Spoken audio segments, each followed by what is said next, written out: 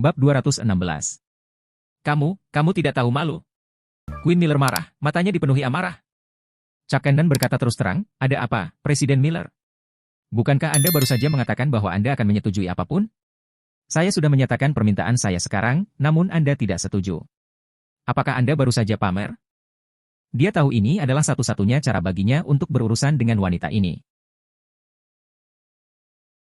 Anda. Queen mengangkat tangannya dan menamparnya. Apa yang dia lakukan di sini? Digoda dan dipermalukan oleh pria yang lebih muda darinya. Tapi bagaimana bisa Chuck membiarkan seorang wanita memukulnya? Dia mengulurkan tangan dan meraih pergelangan tangannya dengan mudah.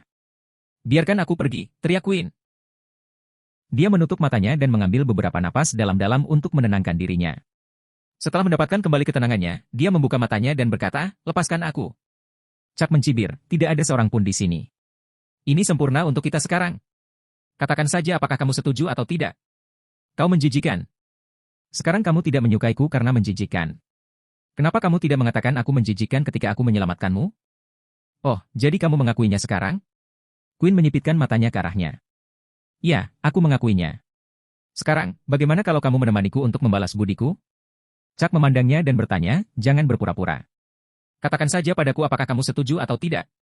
Queen menarik napas dalam-dalam, jika kamu ingin menyentuhku, kamu akan melakukannya malam itu. Kenapa hari ini? Dia tenang karena dia tidak melihat nafsu dari tindakan atau kata-kata Chuck. Bagaimana kamu begitu yakin bahwa aku tidak menyentuhmu? Chuck memberinya senyum aneh. Aku bisa merasakannya sendiri. Kalian semua hanya bicara, jadi tentu saja aku tidak merasakan apa-apa. Queen berkata dengan ringan. Selain itu, dia telah menanyakan semua detail dari mantan asistennya serta dari hotel. Chuck menyelamatkannya dan meninggalkannya di hotel dalam waktu sekitar 6-7 menit. Itu kira-kira waktu yang dibutuhkan untuk pergi dari situs ke hotel, jadi Chuck tidak punya waktu untuk melakukan apapun padanya. Selain itu, dia memeluknya, yang membuatnya semakin tidak nyaman untuk melakukan hal-hal cabul padanya. Suamiku, apakah kamu di luar sana? Pada saat ini, suara Yvette bisa terdengar. Chuck terkejut. Jika Yvette Jordan melihat ini, akan sulit untuk menjelaskannya. Dia dengan cepat mendekati Queen, menutup mulutnya dan berkata dengan tergesa-gesa, saya menggunakan ponsel saya. Saya akan segera kembali. Memikirkan hal ini, Chuck memutar matanya. Queen hanya memelototinya. Lupakan. Chuck sedang tidak ingin menyentuhnya. Dia sudah memiliki istri yang cantik seperti Yvette, jadi dia tidak akan pernah berpikir untuk menyentuhnya. Dia tiba-tiba menjerit karena Queen telah menancapkan cakarnya ke kakinya. Apa-apaan ini? Apakah dia mencoba menggali dagingnya? Suamiku, apakah semuanya baik-baik saja? Langkah kaki Yvette terdengar lebih dekat. Chuck mencoba menepisnya, bukan apa-apa, orang yang meneleponku sekarang membuatku marah. Si idiot ini. Mata Queen dipenuhi amarah. Yvette meyakinkan, ya, jangan marah, Hubby. Luangkan waktumu. Dia telah selesai mencuci piring, tetapi dia tidak melihat Chuck di kamar. Dia keluar dan bertanya padanya karena dia ingin tidur dengannya. Chuck menghela napas lega. Mata Queen tertuju padanya. Kemudian, dia menggigit tangan yang dia gunakan untuk membungkamnya. Chuck tersentak kesakitan dan mengepalkan tinjunya untuk mencegah dirinya berteriak. Itu benar-benar menyakitkan. Kamu jalang. Chuck melepaskannya dan melihat tangannya. Ada bekas gigi yang terlihat di tangannya, dan tempat dia tergores tadi terasa sakit. Pergi dan jangan coba-coba mencariku lagi. Kamu sudah membayarku cukup dengan ini. Chuck berkata sambil menepuk punggungnya. Mata Queen melebar. Dia bahkan lebih marah dan memuntahkan, kamu menjijikkan. Chuck menutup mulutnya lagi. Apakah dia mencoba membuat Yvette datang ke sini dengan berteriak begitu keras? Kenapa kamu menatapku? Bukannya aku tidak menyentuhmu hari itu. Sekarang aku telah menyentuhmu di sini, terima saja karena kamu telah membalas budi. Lagi pula, aku memintamu dan kamu menolakku dengan arogan, kan? Karena aku sudah melakukannya, kamu bisa pergi dengan tenang. Kita bahkan sekarang, kata Chuck sambil melepaskan tangannya. Dia tidak ingin berbicara dengannya saat dia berjalan menaiki tangga. Apa yang kamu katakan adalah bahwa kamu menyentuhku hari itu? Queen kesal. Rupanya, apa yang dia rasakan hari itu benar. Chuck balas membentak, ya, tapi kenapa kamu tidak mengatakan bahwa kamu menciumku hari itu? Kamulah yang menjijikan karena mencium pria yang lebih muda seperti ini di usia tuamu. Kamu seharusnya malu pada dirimu sendiri. Queen gemetar karena marah. Tua? Bukankah dia juga berhubungan dengan Zelda Maini? Queen seumuran dengannya. Queen duduk sendirian di tangga, kemarahan di hatinya hanya mereda setelah beberapa waktu. Dia berjalan keluar dan naik lift ke bawah ke mobilnya. Di mobilnya, dia menatap apartemen Chuck sampai dering telepon membangunkannya dari linglung. Dia mengambilnya. Begitu. Simpan 20 apartemen. Omong-omong, tolong bantu saya memeriksa berapa biaya komunitas ini? Quinn menatap distrik perumahan tempat Chuck tinggal, dan sebuah ide tiba-tiba muncul di benaknya. Setelah menutup telepon, Quinn terus menatap kosong ke kejauhan. Pada saat itu, Chuck menarik tirai dan dia melihat Quinn duduk di dalam mobil. Mereka berdua hanya saling berpandangan. Bab 217. Apa yang coba dilakukan wanita sok ini? Chuck Cannon tidak repot-repot memperhatikannya. Dia menarik tirai dan melakukan 100 push-up dan sit-up. Kemudian, dia pergi tidur sambil menggendong Yvette Jordan. Dini hari berikutnya, Yvette membuat sarapan. Setelah mereka sarapan, dia pergi mencari pekerjaan. Chuck tidak menghentikannya karena dia tahu bahwa Yvette keras kepala. Sebagai gantinya, dia pergi ke alun-alun dan mencari Yolanda Lane. Jadi, Anda tahu bahwa kepemilikan perusahaan guru Jordan telah dialihkan? Yolanda terkejut. Chuck mengangguk. Persaingan untuk perusahaan pelatihan terlalu ketat. Bahkan Yvette yang telah menghabiskan begitu banyak waktu dan usaha gagal menjadi yang teratas. Chuck berpikir untuk membiarkannya berganti profesi. Yolanda duduk setelah mendengarkan pendapatnya. Dia memeriksa informasi dan kemudian berkata, sebenarnya ada banyak bisnis yang menghasilkan uang. Sebenarnya, dengan kemampuan guru Jordan, akan mudah baginya untuk berhasil, tetapi dia akan membutuhkan sejumlah investasi dan uang. Uang bukan masalah. Chuck menggelengkan kepalanya. Dia tidak ingin Yvette bekerja terlalu keras lagi, jadi dia bermaksud membuat proyek dan menyuruhnya mengerjakannya secara langsung. Dengan itu, dia tidak perlu pergi mencari pekerjaan. Aku tahu, bagaimanapun, aku punya ide yang lebih baik. Dengan keadaan guru Jordan, kita tidak perlu banyak modal untuk membantunya menghasilkan uang. Yolanda tersenyum. Apa? Mengapa kamu tidak berinvestasi dalam film dan membiarkan guru Jordan menjadi pahlawan wanita? Mengapa kamu tidak berinvestasi dalam film dan membiarkan guru Jordan menjadi pahlawan wanita?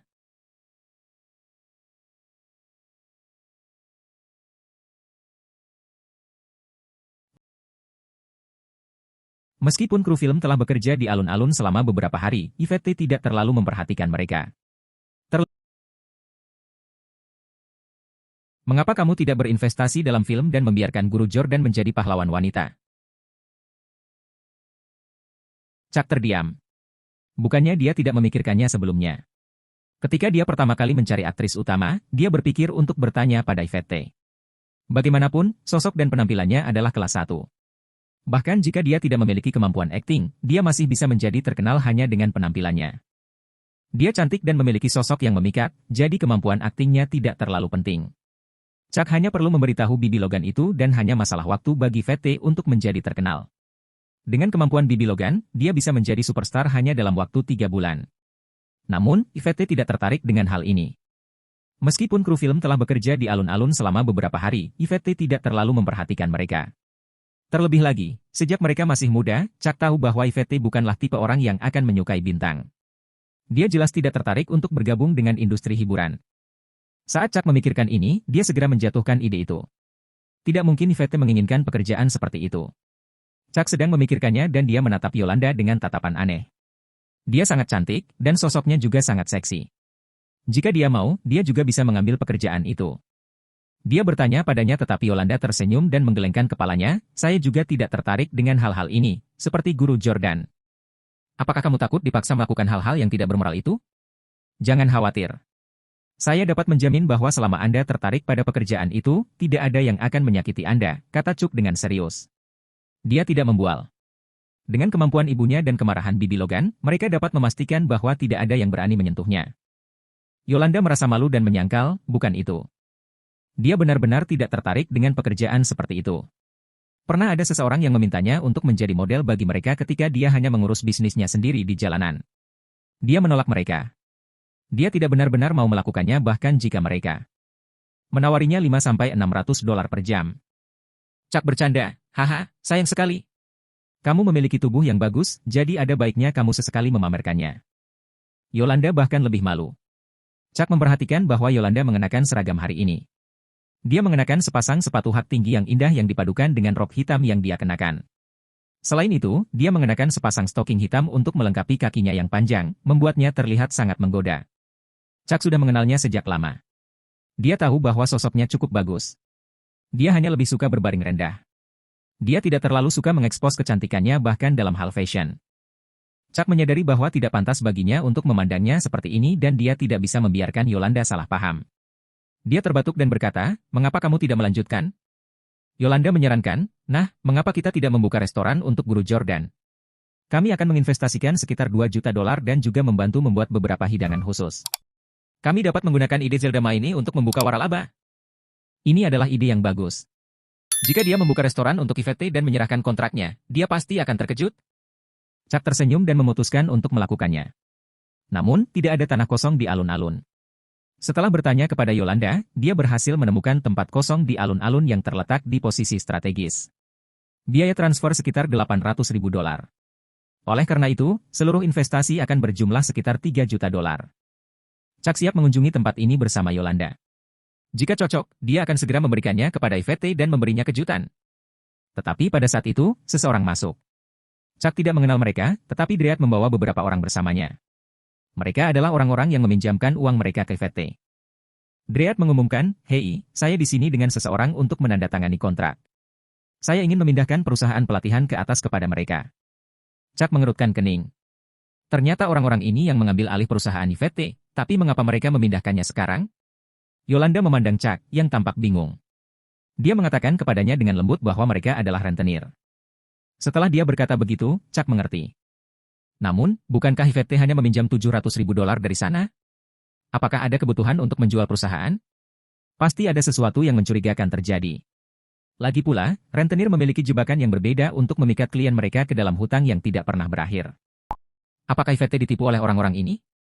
Tapi dia hanya bisa menelepon polisi. Bagaimana dia bisa menyerah pada tuntutan mereka yang tidak masuk akal? Apa yang kamu lihat? Dread mencibir. Bagaimana mungkin dia tidak mengenal Chuck? Anak buahnya telah mengamati Chuck sejak lama. Jaga nada bicaramu. Yolanda marah. Hati-hati. Kamu harus enyahlah. Dread mencibir. Apa yang dilakukan pengecut seperti dia di sini? Chuck meliriknya. Yolanda segera berbisik ke walkie-talkie dan para penjaga, tapi dia dihentikan oleh Chuck. Tidak perlu memukuli orang di alun-alun.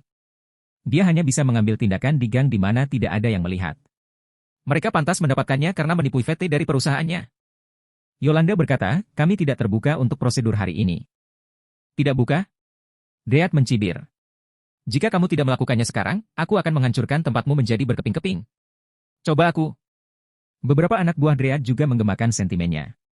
Dia telah berhasil menemukan seseorang yang bersedia mengambil alih perusahaan Yvette dengan harga $350.000. Chuck melirik Yolanda. Dia mengerti dia dan bertanya, "Berapa harga yang Anda jual ke perusahaan?" $350.000. Dread menjawab.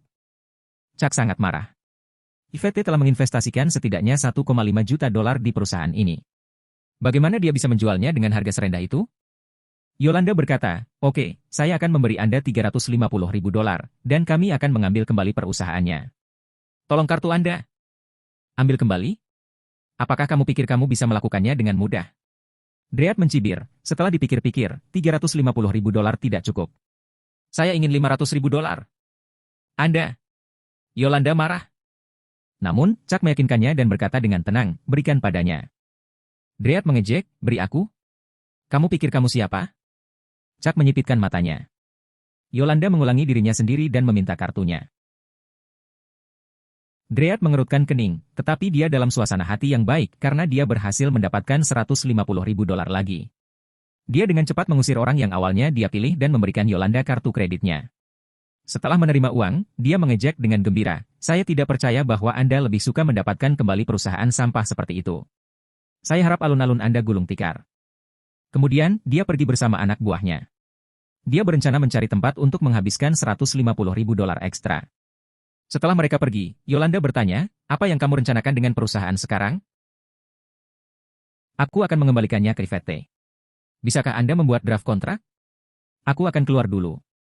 Hubungi orang yang bertanggung jawab atas halaman toko yang kosong dan beritahu mereka bahwa kita akan mengunjungi mereka sore ini atau besok." Dengan itu, Chuck keluar. Ketika dia tiba di tempat parkir, dia melihat Dread dan anak buahnya pergi. Mobil sport. Mereka mungkin menuju ke pusat pijat erotis atau tempat di mana mereka bisa bersenang-senang. Dia mendengus, mencoba pergi. Tidak secepat itu. Dia tidak hanya berencana untuk mendapatkan kembali $500.000 yang baru saja dia transfer ke Dread, Chuck juga berencana untuk mendapatkan kembali uang Yvette. Dia membuka pintu mobilnya dan menyalakan mesin. Dia memiliki semprotan merica padanya dan dilengkapi dengan beberapa keterampilan tinju. Tidak perlu banyak untuk mengalahkan orang-orang ini karena dia telah menghadiri kelas tinju untuk beberapa waktu sekarang. Selain itu, dia ingin melatih dirinya sendiri. Dia tidak bisa selalu mengandalkan bantuan ibunya. Dia tidak akan bisa bergerak maju saat itu. Namun, Chuck mengerutkan kening ketika dia melihat seorang wanita berjalan ke arahnya. Itu Queen Miller lagi. Apakah wanita ini sudah gila? Apakah dia masih mencoba membeli alun-alun? Chuck dengan cepat mengunci pintu mobilnya saat Queen berjalan ke arahnya. Lasa itu tidak untuk dijual. Berapa kali kamu ingin aku memberitahumu? Chuck sedang terburu-buru mengejar Dread dan anak buahnya, jadi dia tidak punya waktu untuk berbicara dengannya. Queen tidak mengatakan apa-apa tetapi hanya berjalan ke arahnya. Bab 218. Chuck Cannon sangat membenci nyali wanita ini. Dia sudah menyerah pada wanita seperti dia. Juga, bukankah dia sudah menggodanya kemarin? Apa niatnya untuk datang jauh-jauh ke sini? Apakah dia benar-benar mencoba untuk membalasnya? Chuck skeptis. Dia hanya menyelamatkannya sekali, jadi mengapa dia bertingkah seperti sedang mencari pangeran tampan?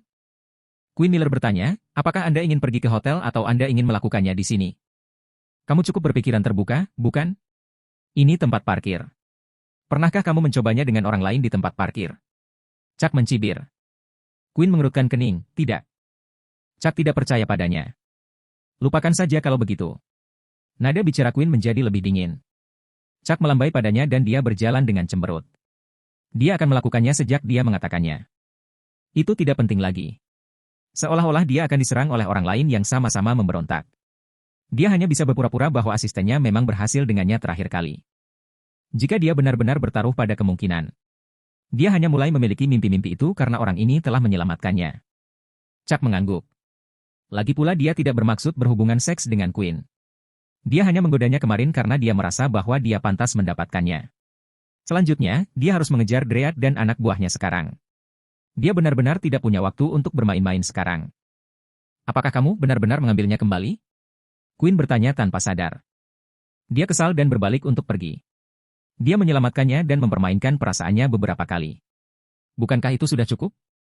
Chuck tidak punya waktu untuk bermain dengannya, jadi dia membiarkannya pergi. Presiden Miller, tolong berhenti.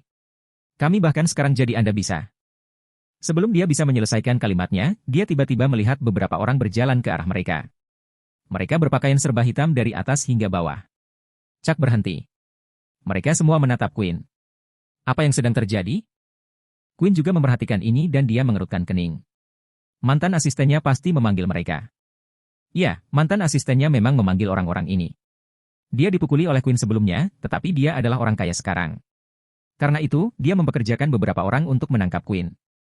Dia tidak akan berhenti sampai dia tidur dengannya. Luangkan waktumu. Aku pergi. Chuck menyalakan mesin mobil.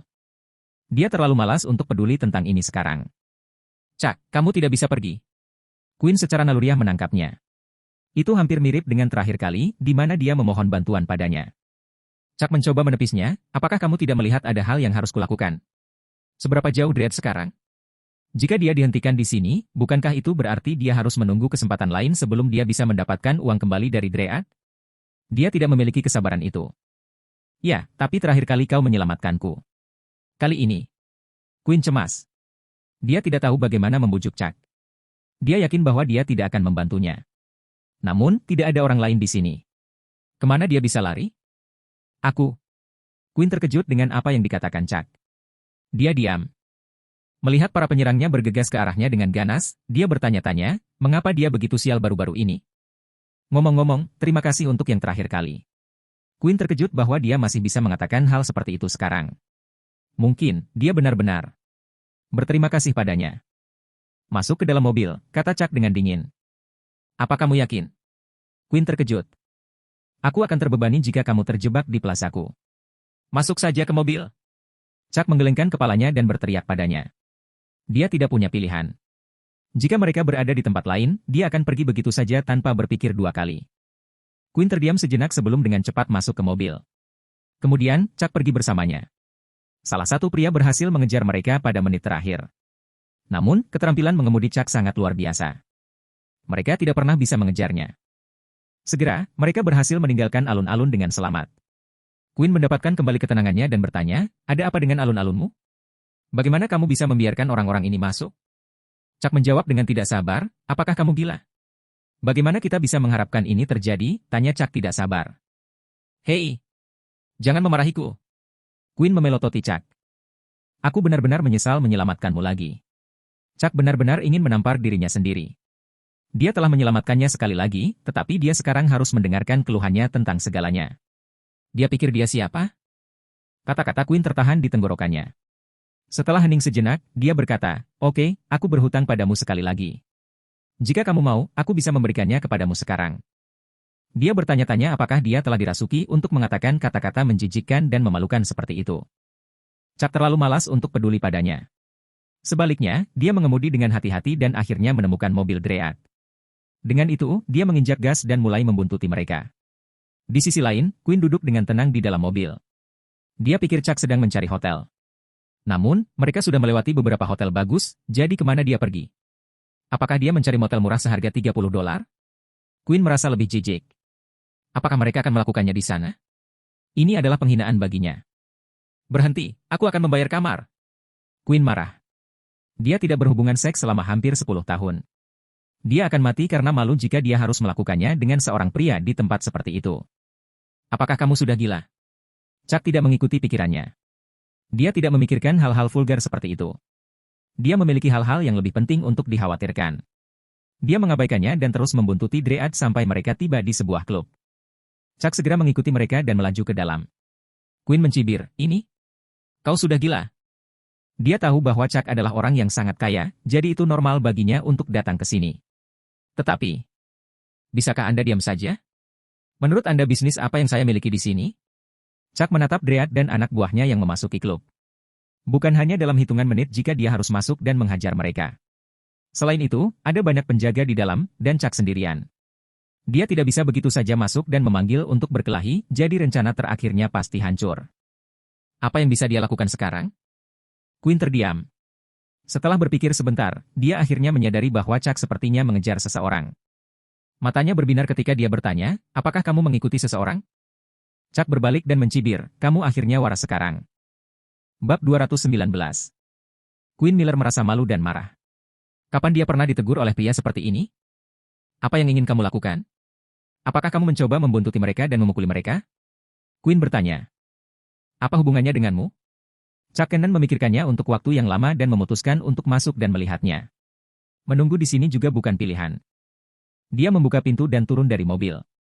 Namun, dia berbalik dan berkata, "Kamu harus pergi. Jangan tinggal di mobilku." Quinn menyipitkan matanya. Dia mengeluarkan kartu dan berkata, "Apakah Anda pikir saya tidak akan mampu membeli mobil seharga beberapa ratus ribu? Jangan meremehkan saya. Saya akan membeli mobil Anda." Chuck mengabaikannya dan langsung masuk. Adapun Quinn, dia menerima telepon dari asisten barunya di dalam mobil. "Ya, aku baik-baik saja. Kamu tidak perlu mengikutiku di sini. Tidak perlu menjemputku juga, aku di dalam mobil." Kemudian, dia menutup telepon. Duduk di mobil ini, dia merasa baik-baik saja. Setidaknya ada rasa aman. Dia tiba-tiba terkejut dengan pemikiran itu. Apakah itu karena dia telah menyelamatkannya 2 kali? Quinn menggelengkan kepalanya. Dia bosan dan bermain-main dengan ponselnya sambil menunggu Chuck. Karena dia tidak tidur nyenyak malam sebelumnya, dia dengan cepat tertidur. Dia punya mimpi lain. Dalam mimpinya, dia sekali lagi melakukannya dengan orang itu. Quinn membuka matanya dan merasakan ketidaknyamanan di celananya. Dia malu, ada apa dengannya?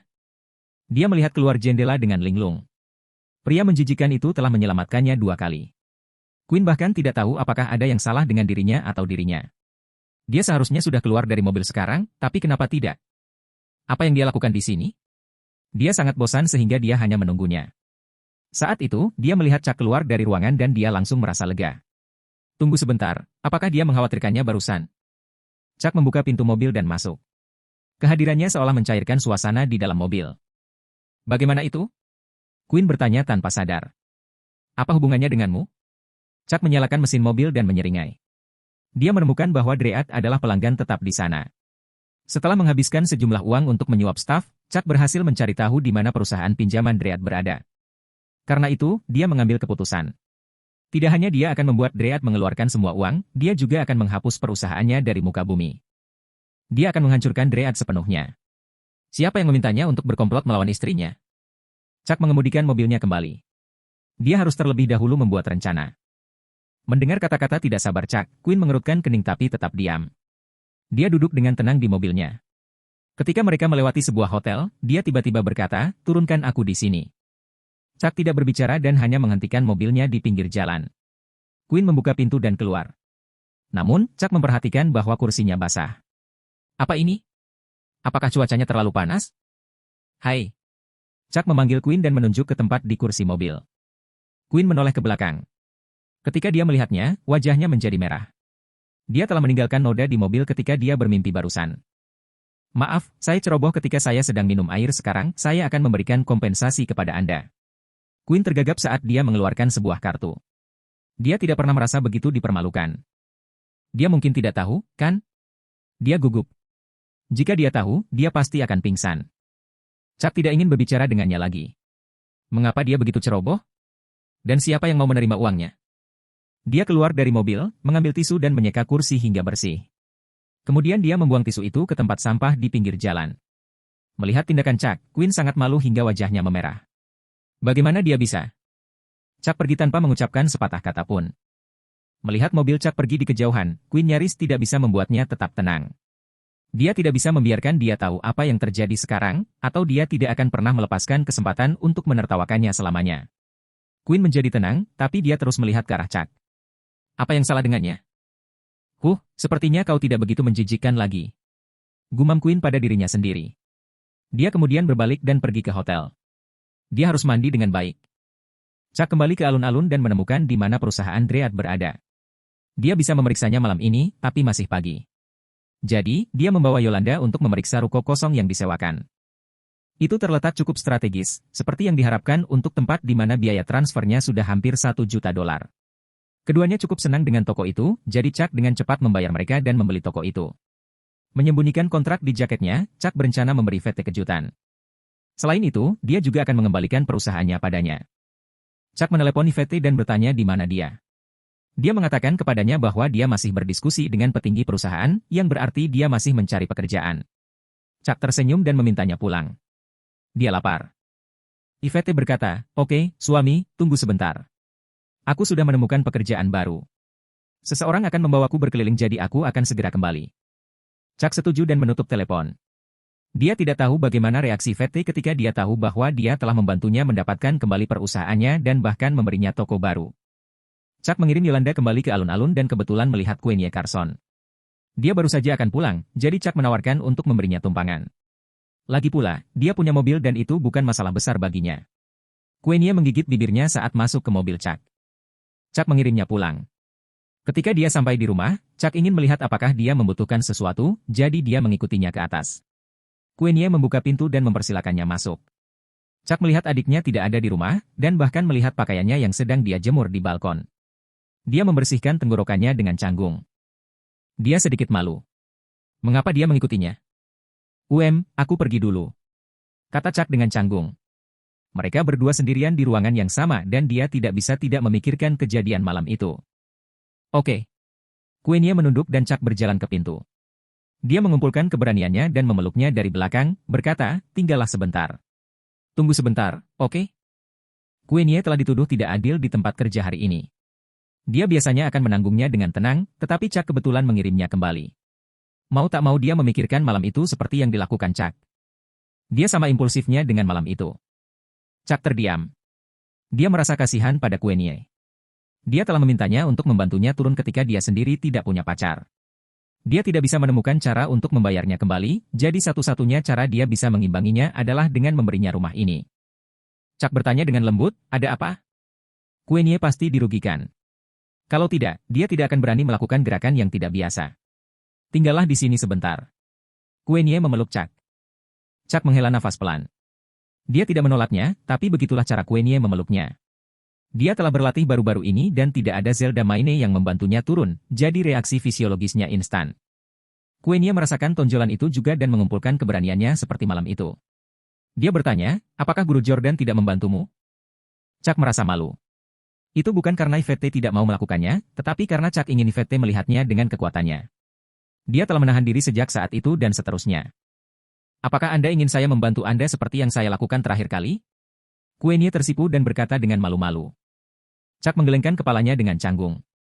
Dia tidak memikirkan hal itu pada awalnya, tetapi sejak dia mulai memeluknya sekarang, dia bisa merasakan tekadnya hilang. Bagaimanapun, Queenie cantik dan memiliki sosok yang menggerahkan. Selain itu, dia memiliki kekuatan seorang wanita berusia 20 tahun.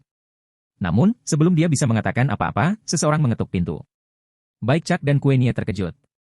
Queenie dengan cepat melonggarkan pelukannya, mengira adiknya telah kembali. Dia berbisik, Chuck, tidak baik kakakku melihatmu seperti ini. Kamu harus pergi ke kamar kecil. Chuck merasa malu karena itu tidak etis sejak awal. Dia bergegas ke kamar kecil dan segera mendengar suara Queenie membuka pintu. Kemudian, dia mendengarnya berseru, Guru Jordan. Chuck, yang berada di kamar mandi, terkejut. Bukankah Yvette mengatakan bahwa dia baru saja menemukan pekerjaan baru dan sedang melihat-lihat perusahaan? Kenapa dia ada di sini? Lagi pula dialah yang membeli rumahnya. Itu Yvette yang berada di luar. Dia telah menemukan pekerjaan di agen real estate hari ini, jadi rekannya membawanya untuk melihat salah satu rumah yang dijual. Kebetulan, itu di lingkungan tempat dia dulu tinggal. Ketika dia hendak pergi, dia melihat mobil Chuck dan bertanya-tanya mengapa dia ada di sini. Dengan pemikiran itu, dia mencoba mengetuk pintu rumah lamanya. Dia tidak banyak berpikir. Jika tidak kosong, dia akan langsung pergi. Namun, pintu terbuka, dan dia terkejut melihat Queenie. Yvette terkejut. Dia ingat bahwa Chuck telah menemukan tempat untuk Queenie tinggal, tapi mengapa di sini? Apa yang sedang terjadi? Apakah Chuck yang membeli rumahnya sebelumnya? Bab 220. Tapi bagaimana mungkin? Bagaimana Chuck mampu membeli rumah pada saat itu? Yvette tidak mengerti. Terlebih lagi, bagaimana mungkin tempat yang Chuck temukan untuk Queenie adalah rumahnya sebelumnya? Mungkinkah itu kebetulan? Apa yang sedang terjadi? Ya, kamu tinggal di sini, kan? Yvette Jordan tersenyum. Dia melihat mobil Chuck di bawah, jadi Chuck pasti ada di sini. Tentu saja, dia tidak berpikir bahwa Chuck Cannon akan melakukan apapun yang akan menghancurkan hatinya. Dia baru saja menerima telepon dari Chuck, mengatakan bahwa dia telah meninggalkan alun-alun dan menuju rumah. Yvette tahu bahwa Queenie Carson bekerja paruh waktu di alun-alun, jadi Chuck mungkin mengirimnya kembali. Guru Jordan, silakan masuk dan duduk.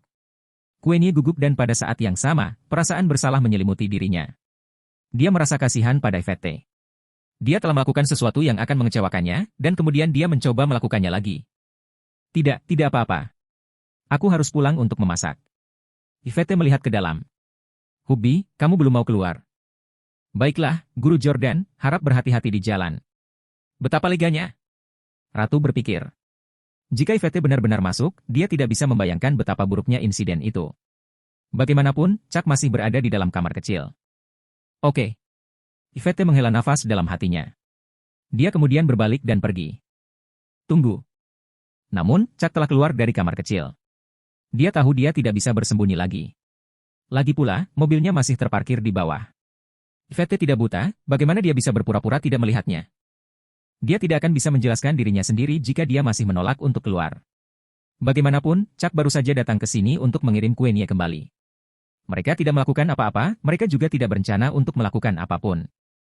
Yvette menghela napas lega. Ini membuktikan bahwa Chuck tidak melakukan apapun di belakangnya. Jika Chuck tidak keluar, dia akan diyakinkan bahwa dia dan Queenie baru saja melakukan kesalahan. Sejak dia keluar sekarang, dia percaya bahwa dia tidak bersalah. Dia mungkin baru saja mengirim Queenie pulang. Alasan mengapa dia bersembunyi adalah karena dia takut dia salah paham. Suami. Yvette menoleh dan bertanya dengan senyum mengembang di wajahnya, mengapa kamu di sini? Chuck menjawab dengan canggung bahwa dia baru saja mengirim Queenie pulang dan baru saja akan pergi. Hati Queenie tenggelam. Ya, Queenie, aku akan kembali sekarang. Jaga dirimu baik-baik. Silakan lakukan pekerjaanmu, kata Chuck. Oke, terima kasih sudah mengantarku pulang. Chuck merasa bersalah seolah-olah dia baru saja melakukan kejahatan. Meskipun tidak, tetapi dia hampir mengulangi kesalahan yang sama yang mungkin menghancurkan hati Yvette dan menyakiti Queenie. Chuck sangat sadar bahwa dia tidak bisa memberikan Queenie, wanita muda yang suci dan polos ini, masa depan yang dia inginkan. Secara keseluruhan, itu adalah kesalahan sejak awal. Namun, masalahnya menjadi lebih rumit sekarang. Jika Queenie gadis yang muda, Chuck bisa berhubungan dengannya tanpa rasa bersalah. Tapi Queenie tidak. Dia hanya menawan, manis dan cantik. Dia hanya perlu menemukan dirinya seorang pangeran tampan yang akan memperlakukannya seperti seorang putri.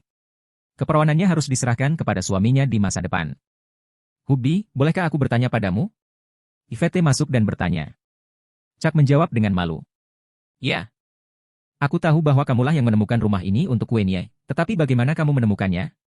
Yvette tersenyum. Dia hanya bertanya karena penasaran. Dia tidak bermaksud menuduhnya apapun, tapi dia hanya ingin tahu yang sebenarnya, sesederhana itu. Aku membelinya. Chuck tergagap. Dia pikir tidak perlu lagi menyembunyikan masalah ini darinya. Dia cukup yakin Yvette sudah curiga tentang dia ketika dia mengajukan pertanyaan. Kamu membelinya? Yvette tercengang. Dia ingat saat dia menyewa agen real estate pada hari dia menjual rumah itu. Secara kebetulan, seseorang membeli rumahnya pada hari yang sama. Dia dan seorang agen real estate pergi ke kantor manajemen rumah keesokan harinya. Chuck juga hadir saat itu. Dia seharusnya memikirkannya. Dia sama sekali tidak tahu bahwa Chuck punya begitu banyak uang. Juga saat itu dia curiga bahwa alasan pembeliannya begitu cepat adalah karena si penari balet. Lalu, mungkinkah Chuck, apakah baler yang telah membantunya selama ini? Yvette mulai gugup. Bagaimana dia harus menjelaskannya? Dia bisa merasakan ada sesuatu yang mencurigakan ketika Wilbur Wendell muncul sebagai baler dan makan malam bersamanya. Perasaan itu aneh. Dia tidak mendapatkan perasaan yang sama dari Wilbur dibandingkan dengan baler. Namun demikian, dia berpikir bahwa dia hanya terlalu banyak berpikir pada saat itu. Tapi sepertinya dia tidak. Jika Chuck benar-benar membeli rumah itu, maka itu akan terjadi. Kemungkinan besar, setidaknya 50%, bahwa si penari balet adalah Chuck, lalu. Apakah itu benar? Ya. Chuck mengangguk. Queenie terkejut.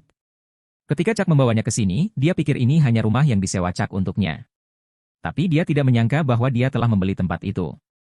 Bagaimana Chuck bisa begitu kaya? Kamu marah, sayang, bisik Chuck. Tidak, aku masih punya pertanyaan untuk ditanyakan padamu. Jika kamu tidak menjawabku, maka aku akan marah padamu. Yvette bahkan lebih gugup sekarang. Dia mengakuinya. Jadi Yvette 70% yakin bahwa Chuck adalah balernya. Dia tidak menyangka bahwa Chuck adalah orang yang membeli rumahnya. Apakah dia mengambil alih rumah karena dia pikir dia mengalami masa-masa sulit?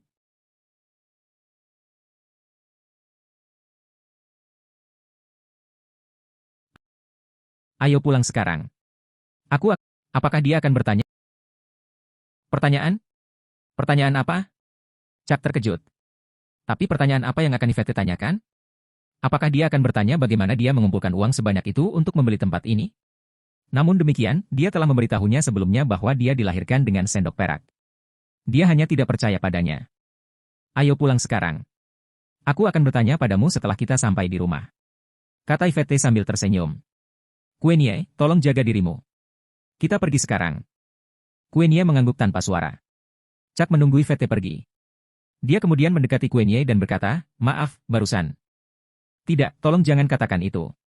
Aku minta maaf untukmu, dan aku minta maaf untuk Guru Jordan. Queenie menangis tak terkendali.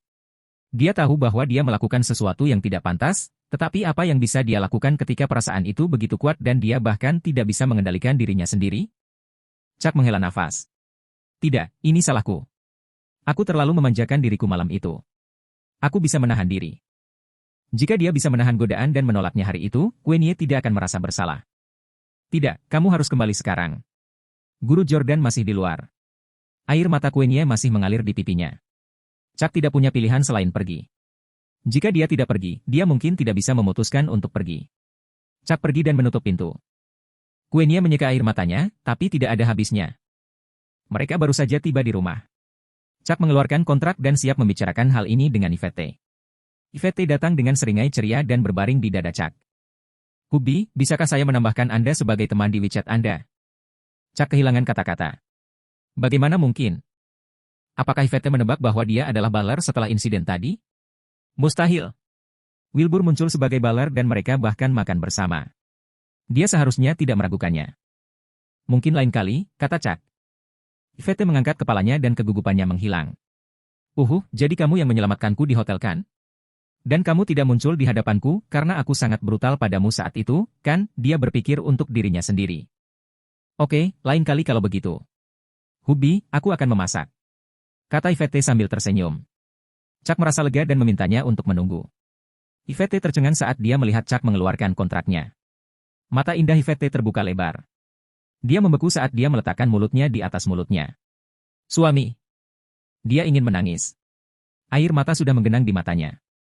Saya melihat seseorang mengambil alih perusahaan Anda hari ini. Jadi saya membelinya kembali. Saya mengembalikan perusahaan itu kepada Anda sekarang, dan saya melihat outlet ini. Lokasinya sangat strategis jadi saya juga membelinya. Kita bisa merenovasinya menjadi restoran. Mari kita lihat tempatnya besok. Anda bisa mendesain interiornya, dan kemudian saya akan menemukan perusahaan renovasi, kata Chuck. Yvette meletakkan kedua kontrak itu dan mencium bibirnya. Chuck terkejut. Yvette memeluk Chuck. Suamiku, mengapa kamu begitu baik padaku? Pada saat ini, Yvette hampir yakin bahwa Chuck memang seorang baler. Tapi dia masih menolak untuk mengakuinya, jadi dia akan menanyakannya pada Wilbur besok. Chuck terkekeh. Dia harus memperlakukan istrinya seperti seorang ratu, bukan? Chuck merasa santai dan senang malam itu. Dia merasa jauh lebih baik ketika dia memeluk Yvette untuk tidur. Di pagi hari, Yvette pergi ke perusahaan bersama dengan Chuck setelah menyelesaikan sarapan mereka. Dia sudah menghubungi karyawan sebelumnya malam sebelumnya dan mengatakan bahwa perusahaan itu kembali beroperasi. Karena hanya beberapa hari telah berlalu sejak perusahaan tutup secara tiba-tiba, sebagian besar karyawan belum menemukan pekerjaan yang memuaskan. Mereka terkejut menerima telepon dari Yvette. Setelah memberitahu dia bahwa mereka bisa kembali bekerja hari ini, Yvette menghela nafas lega. Perusahaan ini adalah bayinya. Oleh karena itu, dia akan tetap fokus mengembangkan perusahaan, tetapi pada saat yang sama juga mengelola outlet yang telah dibelikan Chuck untuknya. Setelah menyerahkan urusan perusahaan, dia akan memeriksa tempat itu bersama Chuck di sore hari. Meskipun Chuck tidak mengatakan berapa banyak uang yang dia habiskan, Yvette tahu bahwa itu pasti tidak murah, jadi dia harus berhati-hati. Ketika dia tiba di alun-alun, dia melihat Wilbur sedang menonton syuting Sabrina Yalden. Dia tersenyum dan meminta Chuck untuk menunggunya di perusahaan. Lalu dia berjalan menuju Wilbur. Wilbur terkejut sesaat ketika dia melihatnya. Tapi setelah mendengarkan kata-kata Chuck, dia, sebagai baler, tentu saja akan terus bertindak sebagai baler. Apa yang salah? Tanya Wilbur. Aku baru saja mengirimimu pesan melalui WeChat. Yvette berkata dengan nada dingin dan gugup. Setelah mendengar kalimat ini, dia tahu segalanya sudah tidak terkendali. Kotoran? Dia mengerti apa yang dimaksud Yvette. Tapi bagaimana dia bisa melihat pesan itu? Kau, gumam Wilbur. Dia tidak bisa berpura-pura lagi. Tolong beritahu saya. Apakah si penari balet suamiku Chuck? Yvette memandangnya dan bertanya dengan gugup. Cepat. Katakan. Itu pasti dia. Share.